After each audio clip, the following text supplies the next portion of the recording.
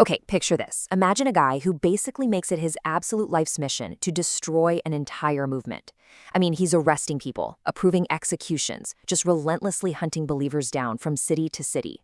He was literally striking fear into the hearts of anyone who dared to follow this new way. His name? Saul. But then, well, everything changed because he met Jesus. Welcome to this explainer where we're going to unpack what is arguably one of the most astonishing character arcs in human history. We're looking at Acts chapters 11 through 20, and trust me, this narrative takes us on a whiplash-inducing journey from sheer terror to absolute triumph. It really shows us just how fast our deepest convictions can flip.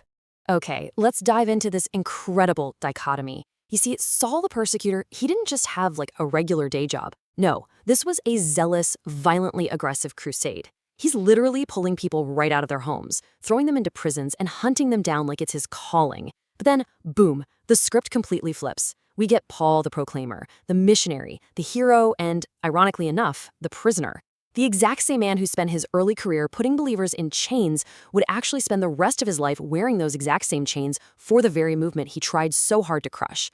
I mean, it is just a staggering reversal. So, you're probably wondering, how exactly does the hunter become the hunted? Let's look at when the hunter meets Jesus. This whole abrupt pivot, it really happens in 3 distinct steps. Step 1 is the journey. Saul is literally out on the road, traveling with official, explicit authority to hunt down more believers. He is absolutely at the peak of his power as a persecutor. But then we hit step 2, and this is where the timeline completely fractures. The road to Damascus. This is where he has this dramatic, blinding encounter and actually meets Jesus. It completely, utterly shatters his worldview in an instant. And that brings us to step 3, the profound aftermath. Saul becomes Paul. And, this isn't just a simple name change. Actually, scratch that, it's more like a total rewiring of his entire identity. This single, crazy moment on a dusty road changed the trajectory of not just his life, but honestly, the entire Roman world. And with Paul now actively championing the faith he literally used to destroy, this movement is primed for something truly explosive. The gospel reaches the Gentiles. Now, to really grasp the sheer scale of this expansion, we got to understand the term Gentile. Basically, a Gentile is simply a person who isn't Jewish. Up until this specific point, this entire movement was almost exclusively Jewish. But then, this absolutely pivotal event happens between Peter and a Roman centurion named Cornelius. So why does this matter? Well, this encounter with Cornelius completely shattered the cultural and religious boundaries of that era. It was a massive, radical paradigm shift. It officially opened the movement up to everyone, everywhere. It wasn't just for one specific group of people anymore. The floodgates were officially wide open. And once those floodgates open, the action really sprints into our next chapter: miracles, prisons, and earthquakes. And this brilliantly illustrates just how fast things moved. Missionary journeys immediately start branching out across the entire region. Paul is traveling relentlessly, but no longer to destroy, right? Now he's building.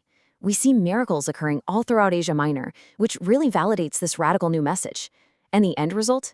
Church growth spreads incredibly rapidly across the Roman world. Paul's massive shift catalyzed a growth spurt that the empire, honestly, had absolutely no idea how to handle. But as you can probably guess, this rapid growth totally threatened the status quo, which leads us to a dark, damp, and highly dangerous situation. Out of nowhere, Paul finds himself completely stripped of his freedom. He's beaten and thrown into a maximum security prison in the city of Philippi. His feet are locked tight in stocks, it's the dead of night, and honestly, it looks like the mission is completely over. But then, right at midnight, while Paul and his companion Silas are incredibly and kind of unbelievably singing instead of despairing, the earth violently rips open. A massive miraculous earthquake shakes the very foundations of the prison. The doors just fly open, the chains literally fall right off. It is an absolute scene of pure chaos and divine intervention. And in the dust and the absolute panic of that shattered prison, the man tasked with keeping them locked up, the Roman jailer himself, is completely terrified. He thinks he's completely failed his duty, but Paul shouts out and stops him from harming himself, and the immediate result of this incredible display of grace and power, the jailer's conversion. Even their captor, the very man holding the keys, joins the movement right then and there. It's wild. The persecutors just continually become the believers. But, this incredible momentum, it comes with a heavy, heavy cost. We are now looking at a very dangerous road ahead. We begin to see Paul making these deeply, deeply emotional farewells to church leaders. And this isn't just a simple, hey, see you later. There are tears. There is immense, palpable grief. He's gathering his closest friends, the very people he built this movement with, just to say goodbye. And the weight in that room, it's crushing, because Paul is fully, acutely aware of the extreme, unavoidable dangers that are waiting for him just down the road.